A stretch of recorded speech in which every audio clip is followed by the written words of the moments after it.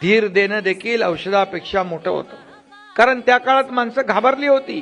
काय सगळं दिसायचं हॉस्पिटलमध्ये, पांढरे पीपी किट घातलेले डॉक्टर, नर्स, स्टाफ, काय कोणाचा चेहरा दिसायचा नाही. आणि त्या काळात देखील आप्पांनी खूप मदत केली. मलाही आठवत आहे, मी देखील काही हॉस्पिटलमध्ये पीपी किट घालून गेलो.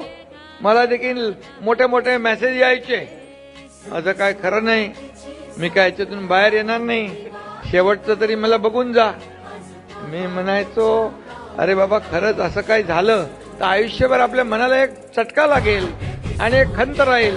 म्हणून मी सुरुवात केली, पीपी किट घालून भेटायची. मग रोज मला मेसेज यायला लागले, अरे मला भेटा, मला भेटा. आणि मग मला तेव्हाही आप्पा, एकदा नाही दोनदा कोरोना झाला, पण तुमच्या सगळ्यांच्या आशीर्वादाने कोरोनातून वाचलो मी.